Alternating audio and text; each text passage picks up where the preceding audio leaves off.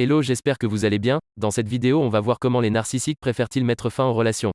Je vous souhaite la bienvenue sur la chaîne Questions-Réponses, la chaîne où vous trouverez réponse à tout. Je remercie José Maria, Aurélie Tardieu et Julien Robin de nous partager leurs réponses à cette question. Nous allons commencer avec la réponse de José Maria. Préférer pour lui n'est pas adapté. Vous concernant, il ne préfère rien. Si vous avez déjà passé la date de péremption et si vous êtes encore là, il vous l'a déjà fait payer. Il se transforme petit à petit en tueur en série de l'amour. Il a du mal à cacher ce qu'il devient alors, mais la transformation a commencé en lui. Il prend l'apparence d'une personne qui vous paraît étrangère à celle que vous avez connue et aimée. Son attitude, son visage et ses mots sont à un autre personnage. Dans son abandon de sa proie, la première étape est de vous mettre au placard le temps de trouver un autre objet de remplacement. Il rentre dans son mutisme. Vous le dérangez et vous devenez mendiante. Vous vous accrochez car vous aimez ce fou, vous subissez car vous avez surtout peur de le perdre. Votre dépendance affective l'agace profondément. Vous n'avez pas le droit d'exister, pas le droit de montrer vos sentiments et surtout pas votre chagrin car vous le savez, il vous en punira. Il a tout pris, vous êtes vidé et ne l'intéressez plus, vous restez son objet sexuel, bien sûr s'il le veut bien, quand il le veut et comme il veut. Alors au moindre écart que vous allez faire pour quémander un peu plus que ce qu'il vous donne, ce sera l'occasion pour vous lâcher brutalement sans explication, sans discussion, sans compromis en vous faisant porter la culpabilité. Il va vous sortir de sa vie, c'est lui qui décide. Sans excuse, il vous coupera de tout contact possible, téléphone, internet, Facebook, Messenger, LinkedIn. Et il se précipitera pour s'inscrire sur un site de rencontre si ce n'était pas déjà fait. Voilà comment il préfère vous quitter et vous laisser pour morte. Tant pis pour la famille, les amis, les enfants, il n'a pas d'état d'âme et en plus il ne mesure pas le mal qu'il commet.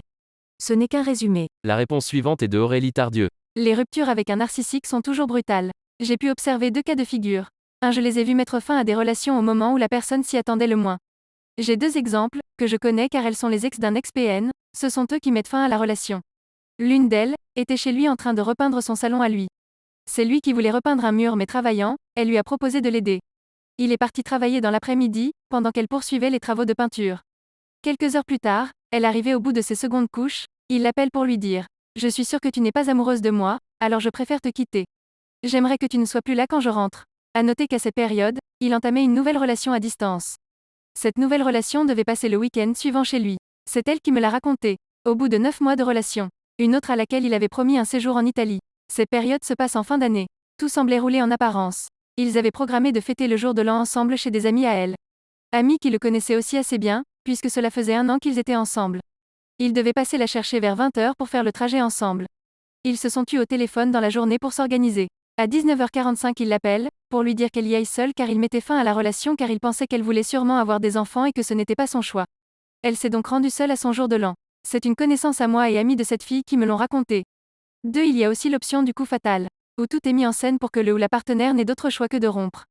Le PN va provoquer une dispute énorme sur un sujet très sensible pour son ou sa partenaire. En général, c'est à la veille d'un événement important, départ en voyage, accueil d'amis ou famille qui vient séjourner à la maison, célébration d'une promotion pour le ou la partenaire, bref. Un événement censé être joyeux et important. Le PN va mettre en scène et préparer un conflit qui va venir percuter à tel point les valeurs du ou de la partenaire, qu'elle n'aura d'autre choix que de prendre ses clics et ses claques et partir sur le champ. C'est toujours d'une brutalité inouïe, complètement inattendue et mis en scène à l'avance. La personne doit être prise par surprise. Le motif est préparé avec soin y compris le moment, de façon à ce qu'il puisse, d'un point de vue extérieur, faire porter l'entière responsabilité à l'autre.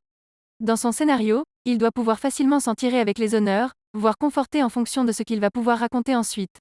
Il doit laisser apparaître des indices visibles qui pourront le faire passer ultérieurement pour une victime. La prochaine réponse est de Julien Robin. Les narcissiques ont pour habitude en langage courant de « zapper » la victime dont ils n'ont plus aucun intérêt. On parle ici d'un ou d'une pervers narcissique qui décide de partir. L'acte est souvent très bref, soudain, il n'y aura à ce titre jamais de débriefing, de points sur la situation. Il ne faut jamais s'attendre à débattre avec lui ou elle de ce qui n'a pas marché. Ce ou cette dernière prend la décision. Il marque à un jour J, dans son comportement, la fin de la relation.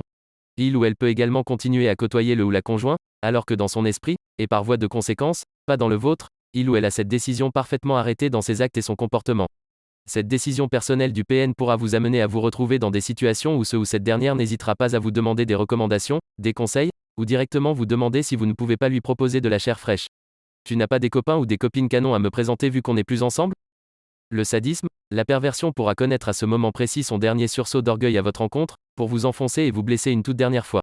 Je m'inspire encore une fois de mon vécu. En conclusion, la fin de la relation provoquée par le ou la PN dans mon cas, est une décision unilatérale, sans consentement de bonne foi, ni de mise au point.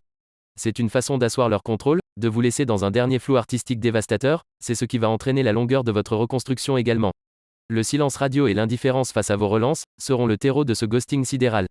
La perversion prend effet dans cette mise en place de non-réponse entraînant votre culpabilisation et votre remise en question personnelle. Ce mécanisme infligé est souvent le point de départ de la grande classique. Et si c'était moi le ou la pervers narcissique? Comment revenir à soi sans aucune réponse de césure affective et émotionnelle? On vous abandonne avec vos questions et vos absences de réponse. La double angoisse, celle du rejet et du flou total va s'emparer de vous.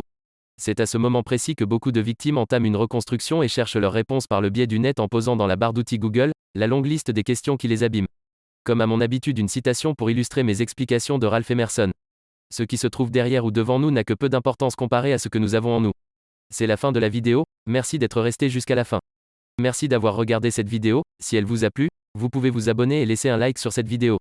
La vidéo est terminée, vous pouvez continuer de discuter de cette question en commentaire, ou trouver une autre question qui vous intéresse. À la prochaine.